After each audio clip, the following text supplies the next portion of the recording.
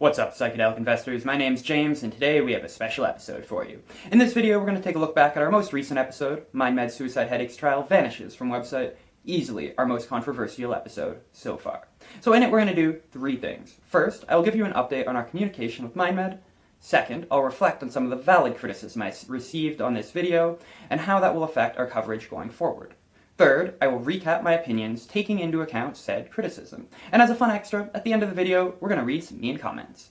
So starting off, we did receive a reply from MindMed in response to our query of why the Phase 2 trial looking at the efficacy of LSD in treating suicide headaches was apparently removed from their website.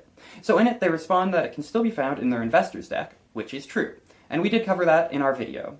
And we're still trying to get a rationale for why it was removed from the website proper. And I just want to take a moment here, guys, to thank MindMed and their team for responding. They do great work, keep it up, and if we get any more updates, I will let you guys know. So moving on to the criticisms I received, which is the main part of this video. By far, the most common criticism that wasn't just personal vitriol directed at me was that I should have waited longer for MindMed to respond to our question before making the video. And they are right. We waited about 6 hours, and that was not fair on our part. In the future, we will give at least 2 days for a company to respond. So yeah, we were in the wrong here, and thank you everyone who pointed this out. Second, perhaps the language I used at times was too strong. I should not have said, for example, when pointing out that the trial had disappeared from their website, that it was as if they tried to scrub it from our collective memories. That was going too far, and was speculation, that at a minimum should have been labeled as such.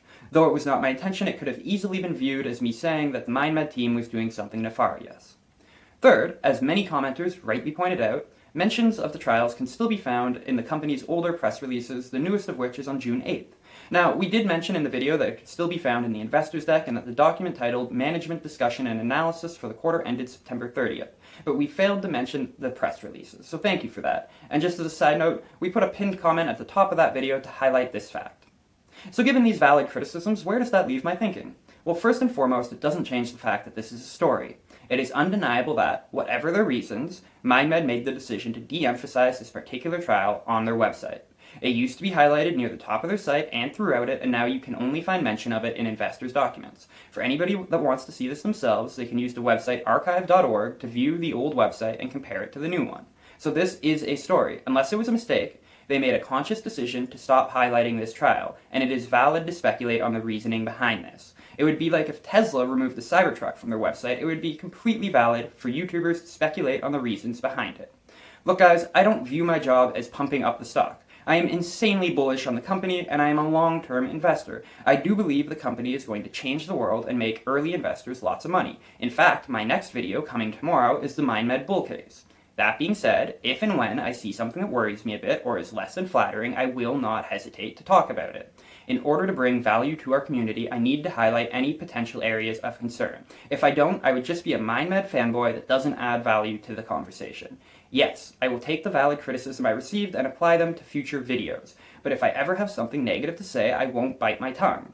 And yes, I may get things wrong, and I hope that you will be there in the comments to point it out. As a final point, lots of people took my videos as a general trashing of MindMed. This is not the case. I just wanted to highlight one area of concern, but that does not invalidate all the great things about the company. I love MindMed.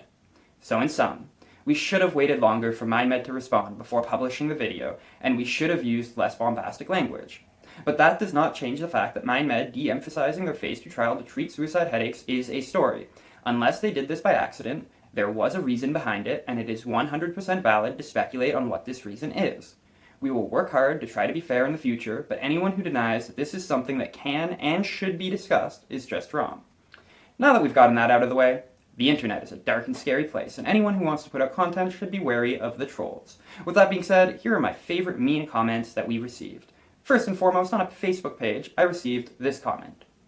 I'll direct your attention to the bottom part of it. You are full of shit. I hope that you publicly apologize to MindMed for your false accusation. Nobody does this. Why would you throw a good company under the bus to create sensation for a few subscribers? Look yourself in the mirror. Looking pretty good. Second, this gem in the video comments. I'll read the whole thing. He won't tell, he tactically avoids the question. So this is in response to a question of how many shares I own, and by the way, it's around 5,000, though I am adding to that position. He used lies to get noticed. People like him really develop mental illnesses once their conscience catches up. This scum will feel the lash big time once people sell out of stock and they see how it is now worth tens to hundreds of billions of dollars. So 2 things. First, ouch. And second, I certainly hope the company becomes valued at $100 billion, because I'm not selling. So continuing. He is not a doctor, just a nerd with hunger for fame and little morals and will do anything to manipulate for his own gain. Everything he says is debunked. Go to the MindMed Facebook group. So, a few things. First, if you're not already, you should definitely listen to this guy and join the MindMed Facebook community. It's great, even if I'm getting shit on there a bit at the moment. Though I would hardly say anything was debunked. Second, this guy is right a second time. I'm not a doctor, though my parents would be more proud of me if I were. And third, bingo, he's right again, I am a nerd. Although, if I was trying to manipulate the facts for my own gain, it didn't go very well.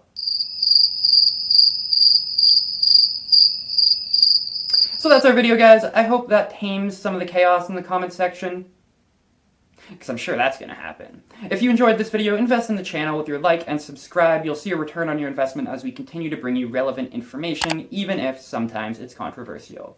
This is James from the Psychedelic Investor. I'll see you soon with our next episode, the MindMed Bull Case. I'll see you next time.